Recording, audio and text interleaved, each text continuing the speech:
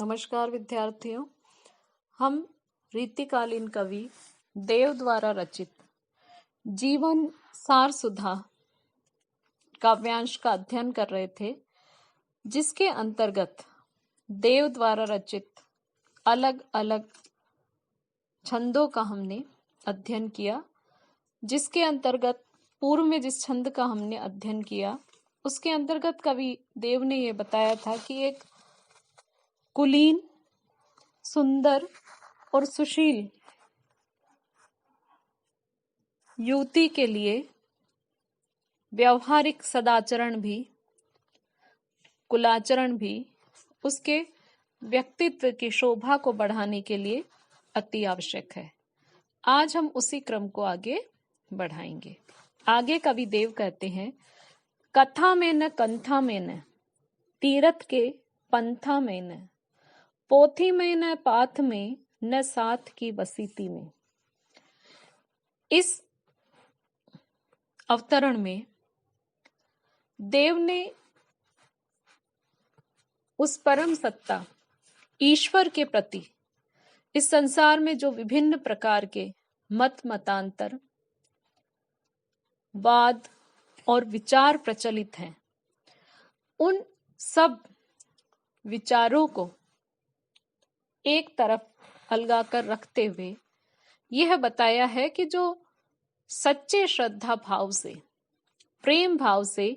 ईश्वर को मानता है, उस पर अपनी अगाध और अटूट आस्था रखता है, वही सर्वश्रेष्ठ है। इसके साथ ही कविदेव ने इस छंद में ईश्वर प्राप्ति के नाम पर लोगों द्वारा जो बाह्याडंबर अपनाया जाता है, उसका भी खुलकर के विरोध किया गया है। कविदेव कहते हैं, कथा में न कंथा में न, कि वह परम पिता ईश्वर जो है वह न तो प्रचलित पौराणिक कथाओं को सुनने और सुनाने में ही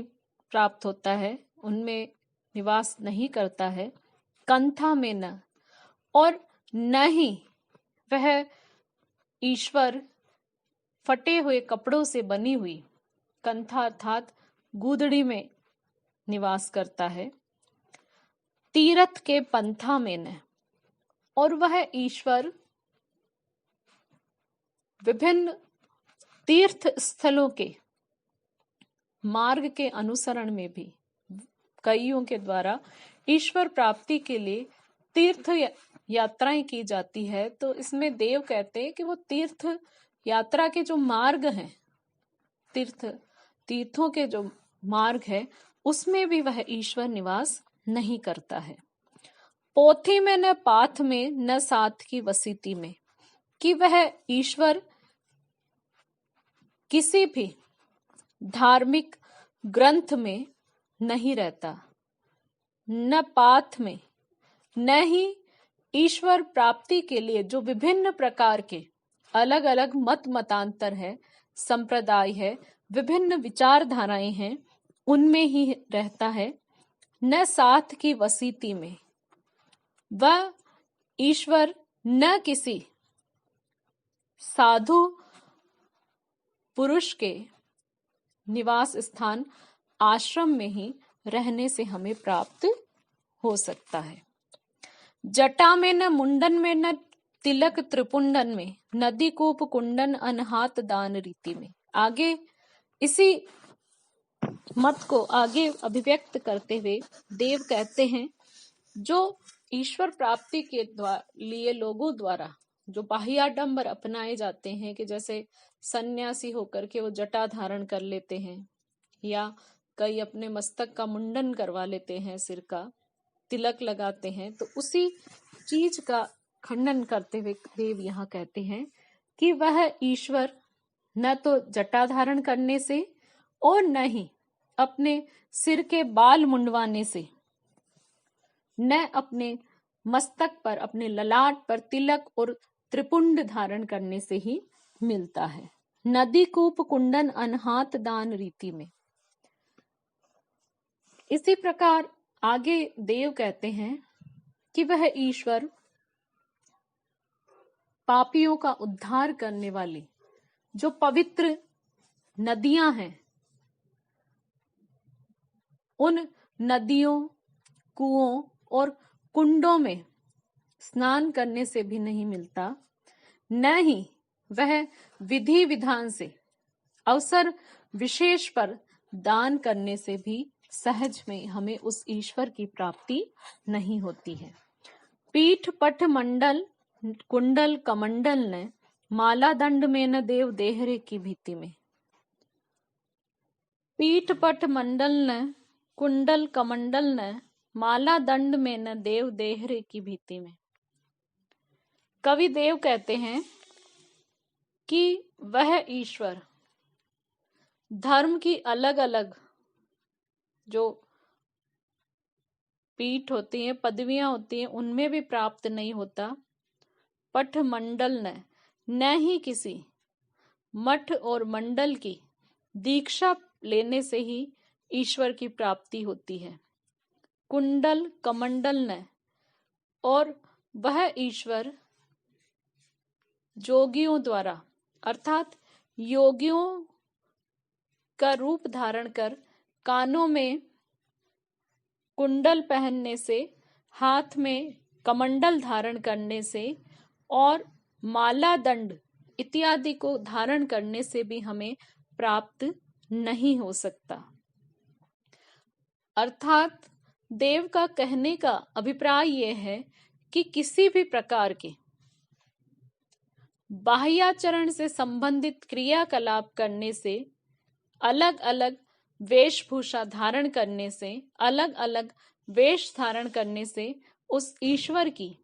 प्राप्ति नहीं हो सकती, उस ईश्वर से हमारा साक्षात्कार नहीं हो सकता। देव देहरे की भांति न भीति में, और न ही वह ईश्वर जो है मंदिर की दीवारों में भी निवास नहीं करता है। आपू ही अपार पारावार प्रभु पूरी रयो, पाइए प्रकट परमेश्वर प्रतीति में। आगे देव कहते हैं कि वह ईश्वर तो सर्वव्यापी है, सर्व उसकी महिमा अपरंपार है, और इस संसार सागर में वह ईश्वर सर्वत्र विद्यमान है, पर प्रत्येक व्यक्ति उस ईश्वर का दर्शन का लाभ प्राप्त नहीं कर सकता। इसीलिए कवि देव कहते हैं पाइए प्रकट परमेश्वर प्रतीति में, कि जो सच्चा प्रेम करने वाला होता है, जिसका ईश्वर में दृढ़ विश्वास होता है, सच्ची आस्था होती है, और जिसकी ईश्वर में प्रतीति अर्थात निष्ठा और विश्वास रहता है, उस व्यक्ति को उस परम शक्ति के सर्वत्र दर्शन हो जाते हैं। उसके लिए एक स्थान विशेष में, एक वेश विशेष में, एक क्रियाकलाप विशेष में, एक ग्रंथ विशेष में ईश्वर नहीं होता है, बल्कि इस संसार के में सर्वत्र अर्थात इस संसार के कण कण में उसके लिए ईश्वर विद्यमान होता है, और उसके दर्शन का सौभाग्य उसे प्राप्त होता है। इस कवित्व में कवि देव ने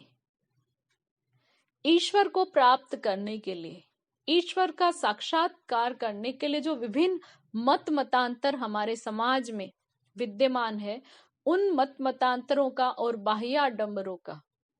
खंडन किया है, और यह बताया है कि वह सर्व व्यापी परमात्मा जो है, व्यक्ति को उसकी एकनिष्ठ आस्था और विश्वास के कारण कहीं भी उसका दर्शन मिल सकता है। इसमें अनुप्रास,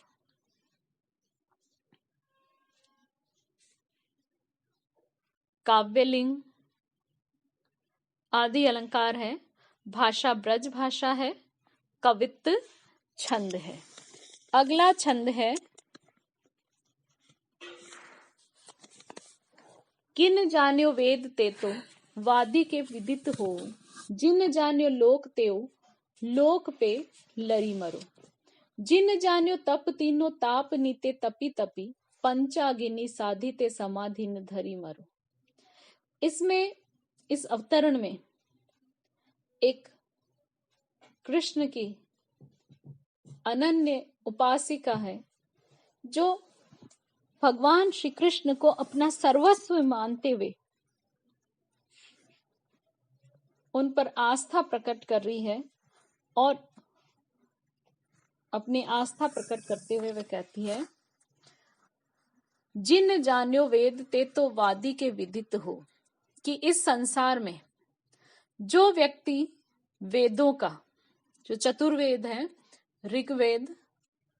यजुर्वेद,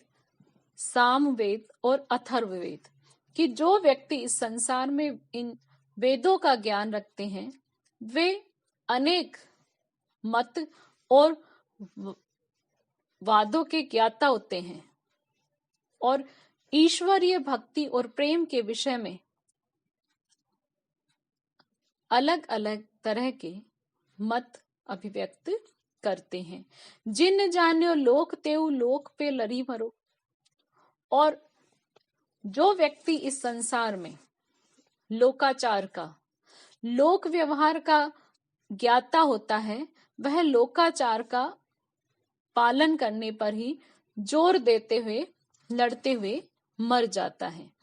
जिन जान्यो तप तीनों ताप नित्य तपी तपी, पंचांगिनी साधिते समाधि ने धरी मर्यो। और जो व्यक्ति तप में विश्वास करता है, तपश्चरण करना जानता है, वो प्रतिदिन तीनों प्रकार की अग्नियों में तप तप कर अथवा तीनों सांसारिक तापों से तप तप कर, सांसारिक, देहिक, दैविक और भौतिक, ये जो तीन सांसारिक ताप है, उन तापों में तप तप करके पंचाग्नि को साध करके समाधिस्थ होकर के उसी में मर जाता है। अर्थात वह समाधिस्थ होने को ही पंचाग्नि, इन तीन तापों में तपना और पंचाग्नि को साधना ही अपने जीवन का ध्येय मानकर उसी में अपने जीवन की सफलता अंतर्भुक्त मानता है। जिन जान्यो जोग तेऊ जोगी जुग जुग जियो, जिन जानी ज्योति तेऊ ज्योति ले जरी मरो। आगे देव कहते हैं कि जो योग साधना को जानने वाले होते हैं, तेऊ जोगी जुग जुग जियो, वो योगी अनेक युगों युगों तक जीवित रहते हैं, अनेक युग युग तक वह जीवित रहते हैं। जिन जानी ज्योति तेऊ ज्योति ले जरी मरो। और जो परम तत्व की जो ज्योति है, उस ज्योति का साक्षात्कार कर लेते हैं, वे उसी ज्योति पुंज को अपना सर्वस्व मानकर, उस ज्योति पुंज को लेकर के अपनी जीवन लीला उसी में समाहित करके जल करके मर जाते हैं। हो तो देव नंद के कुंवर तेरी चेरी भई, मेरो उपहास क्यों न कोटि न करी मरो। वह गोपी जो कृष्ण की अनन्य आराधिका है, वह कहती है, उसके मुख से देव कहलाते हैं कि मैं तो हे कुंवर कृष्ण, हे नंद बाबा के सुपुत्र कृष्ण, मैं आपकी सेविका बन गई हूं और संसार के इन समस्त मत मतांतरों से दूर होकर के मैंने सर्वस्व आपके चरणों में समर्पित करके आपका सेविका का धर्म मैंने ग्रहण कर लिया है। अब चाहे मेरे इस कृत्य को देख करके संसार के लोग करोड़ों बार मेरा उपहास क्यों नहीं करे और अपना पूरा जीवन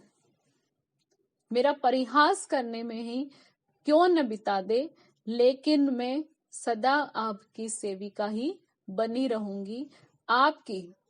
प्रति जो मेरे हृदय में प्रेम भाव है, भक्ति भाव है, उसका त्याग मैं कदापि नहीं करूंगी। इसमें देव ने ये बताया है कि उस परम सत्ता को, उस परम सत्ता ईश्वर को प्राप्त करने के लिए भक्ति के अनेक मार्ग हैं। कोई वेदों द्वारा बताए गए मार्ग का अनुसरण करता है, तो कोई लोक द्वारा जो व्यवहार बताया गया है, लोकाचरण है, जो है लोकाचार है, उसका अनुगमन करता है। कोई तपस्या करता है, कोई साधना करता है, कोई योगी बन जाता है, और कोई योग के माध्यम से, हठ योग के माध्यम से उस परम सत्ता से साक्षात्कार भी कर लेता है। लेकिन जो गोपी है वह कहती है कि मैं तो कृष्ण की सेविका बनकर रहने में ही अपने जीवन की सफलता मानती हूँ, उसी में मैं मेरे जीवन का सुफल मानती हूँ, इसलिए मैं प्रेमा भक्ति में, दास्य भाव की भक्ति में विश्वास करती हूँ। मेरे लिए वही ईश्वर की प्राप्ति का सर्वश्रेष्ठ मार्ग है। इसमें पुनरुक्ति प्रकाश, अनुप्रास, यमक आदि अलंकारों का प्रयोग हुआ है। ब्रज भाषा है और